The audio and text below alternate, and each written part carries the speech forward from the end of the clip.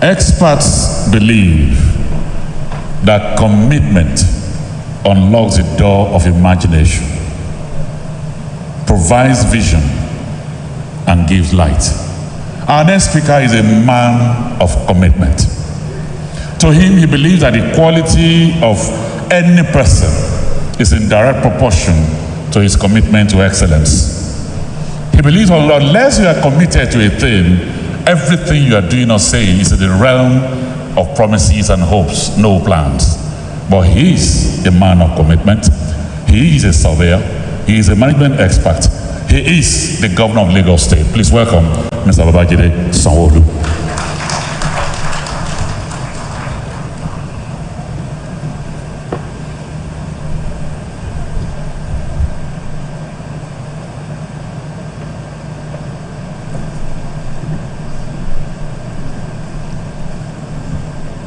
Mr. President of the Federal Republic of Nigeria,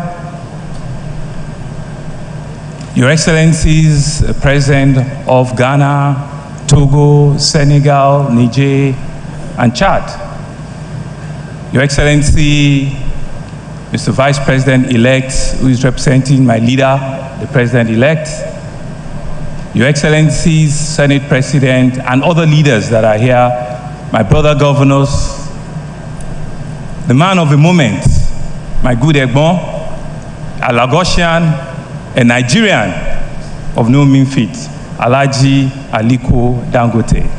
Distinguished guests, ladies and gentlemen. Mr. President, today is May 22nd, 2023. Mr. President, exactly 7 days from today, you will graciously, by the grace of Almighty Allah, be bowing down as the President of the Federal Republic of Nigeria. Mr. President, if we don't know, you have spent 2,915 days out of 2,922 days that you have. Mr. President, you have spent 99.98% of your time. Mr. President, history will certainly judge you well. We in Lagos are happy. This is your third trip to the free trade zone in less than a year. But today is not only about you. It's about 3 short stories that I'll just quickly talk on. The first story is about a young Nigerian, 45 years ago, and you see the coincidence in the story. 45 years ago, who came to Lagos all the way from another mega city in our country, Kano, who saw the prosperity, the diversity of our country, who came with nothing, but in 45 years has built the biggest empire in the world for Africa. A man that we have handed over the key of Lagos to as a real indigent, because with all of the resources and belief that he has in our state, we cannot but truly say that you are one of us and you are indeed a detribalized Nigerian, a Nigerian that we're truly proud of. Mr. President, the second story is about another young Nigerian in 1978, because he came to Lagos in 1978. This young Nigerian too, in 1978, as a military brigadier general, was saddled with the responsibility as the Commissioner for Petroleum Resources. He completed and handed over the Warri Refinery. Today, he sits as the President of the Federal Republic of Nigeria, handing over the biggest single-line refinery in the history that we know of mankind today. It's no sheer coincidence that these histories are coming together. The third story is also about a man that I said will be taking over from you by the grace of God in 7 days' time, who also with sheer coincidence in 2006 as the 12th governor of Lagos envisioned that this whole area should be named and set aside as a free zone. And 17 years after, we have seen what the Lekki Free Trade Zone has turned into. I'm not part of the 3 stories, but I was opportune to be part of his team at that time. And so, ladies and gentlemen, you can see the vision of three different people in these three stories. The story of Aliko Dangote, the story of our president, Muhammadu Buhari, and the story of our incoming president, Asiwaju Bola Ahmed Tinubu. How they intertwine into the story of Nigeria, in the story of possibility, when men have a shared common vision, purpose, and they have the possibility that things can happen, things can change, and things can be prosperous for the people they are leading. Mr. President, we in Lagos are proud of you. We are indeed excited that you have thrown everything you have into it. And as you bow down, I might not have the opportunity of a speaker again. I might not have the opportunity of holding a mic again. I want to say to you that on behalf of all of us in Lagos, we're truly, truly, truly proud of the things that you have done for us in this country. Thank you, Mr. President, as you bow down.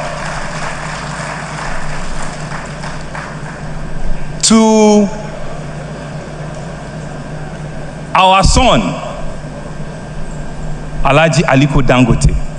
A lot of people have described you differently, but indeed, it's clear that your single-mindedness, your sole conviction that things can be different, is unparalleled. And we have demonstrated and we have seen it, because I have also come here a couple of times, and each time it's always a wow. We're indeed truly proud that you have put Nigeria and indeed Africa on that world map, in which you have done the very first that nobody, or history will want to come and meet it up. And we're proud of your belief in your country, your belief in the youth that you are given opportunity to. And we're proud of the fact that you are a Nigerian that is completely detribalized, and you have invited in many ways than possible. I want to thank you and thank you again.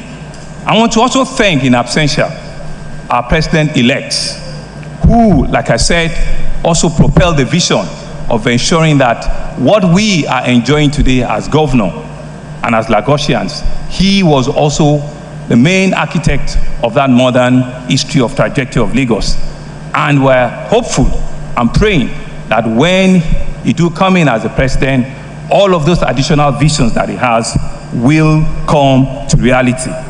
And so these three men, Aliko Dangote, President Muhammadu Buhari, and President-elect Bola Ahmed Tinubu, epitomizes all of the great qualities of great leadership. They have shown to several firsts in our country, and I want to thank all of them, from all of their traditional rulers to all of the indigenous citizens that have continued to reflect the true spirit of Lagos, to be able to show hospitality and accommodation in everything that we're about. I want to thank all of the guests and all of the investments that have come to Lagos. We don't say, Your Excellencies, we don't say that you are welcome to Lagos. We say this is Lagos.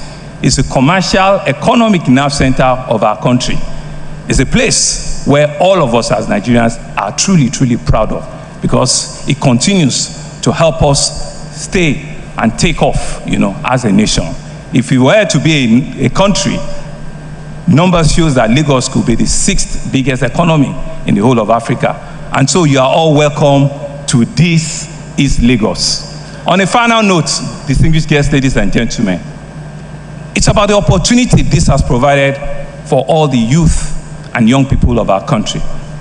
It's about the fact that we can say to them that what these three men, our Mr. President, Alhaji Dangote, and our incoming president have done and will continue to do is about their future.